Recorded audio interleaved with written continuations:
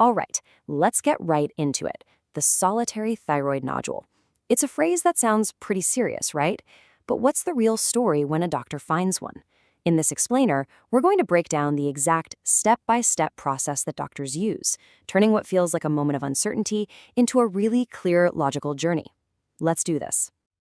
So you get the news. Maybe a doctor felt something during an exam, or it just showed up on a scan you had for something else entirely.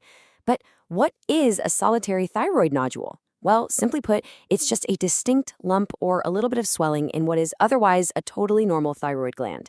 And they are incredibly common, especially for women. The real question isn't so much what is it, it's more like, okay, so what happens now? Now, before we go a single step further, I want you to look at this number, because it's the most important one to keep in mind.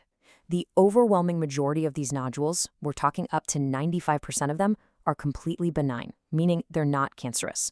So the entire diagnostic process we're about to walk through, it's really all about carefully and systematically finding that very small percentage that needs a closer look.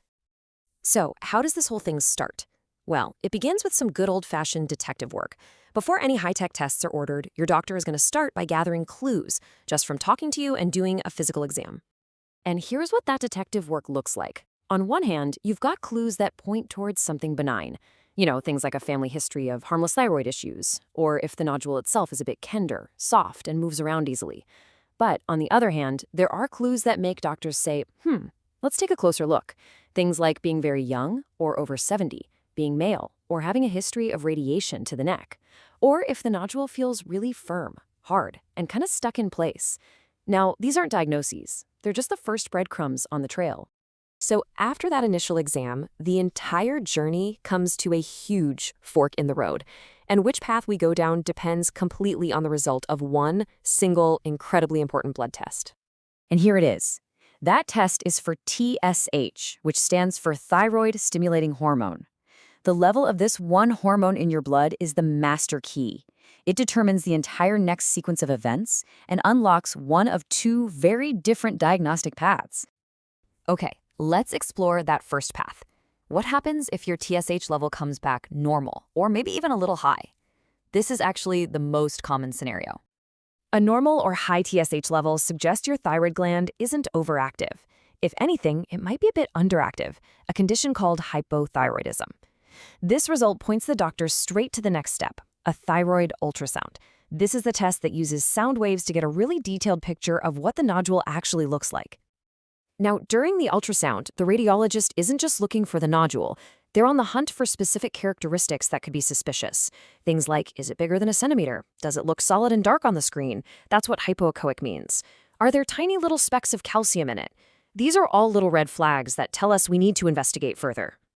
Right, so if any of those suspicious features do pop up on the ultrasound, the next logical step is something called a fine needle aspiration, or FNAC.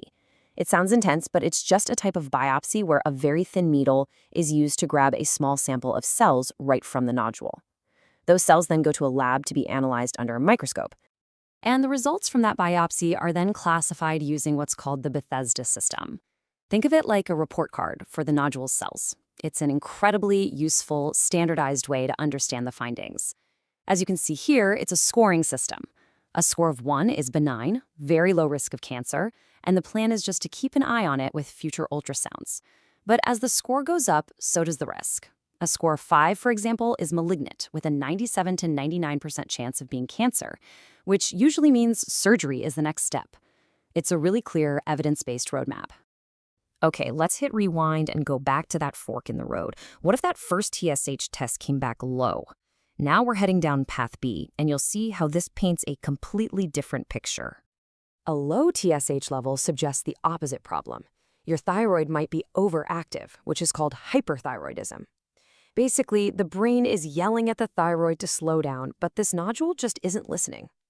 Because of that, the next test is totally different.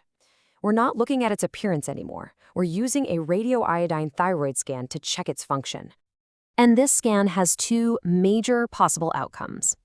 If the nodule doesn't absorb the radioactive iodine tracer, we call it a cold nodule. It's non-functional.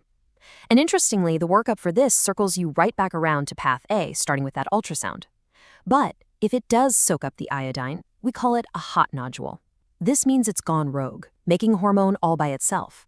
And the fantastic news here is that hot nodules are very, very rarely cancerous. So, if the scan shows a hot nodule, that big worry about cancer drops way, way down. The whole investigation pivots. The new question isn't, is it cancer anymore? The question is now, just how active is this thing? And to find out, doctors check the levels of the actual thyroid hormones it's pumping out, T3 and T4. And if those T3 and T4 levels come back high, boom, we have our diagnosis. It's called a toxic adenoma. That's the official name for a hot nodule that is working overtime, pumping out so much excess thyroid hormone that it's causing hyperthyroidism in the whole body. So what are the key things to know about a toxic adenoma? Well, number one, and this is the most important part, it's almost never cancerous. It usually happens in people over 40, and it's often noticed when a lump that's been there for years suddenly starts to grow. Treatment is all about calming down that overactive thyroid, usually with medication, followed by either a special radioiodine treatment or surgery to deal with the overproducing nodule itself. So we've walked through path A and path B. We've seen all the steps. What's the big picture here? What's the main thing you should take away from all this? The most important takeaway is this. Figuring out what to do about a thyroid nodule is not a guessing game, not at all. It is a highly systematic, logical process. Every single step is guided by the results of the test before it, leading doctors down a really clear, evidence-based path to get to the right diagnosis and the right plan.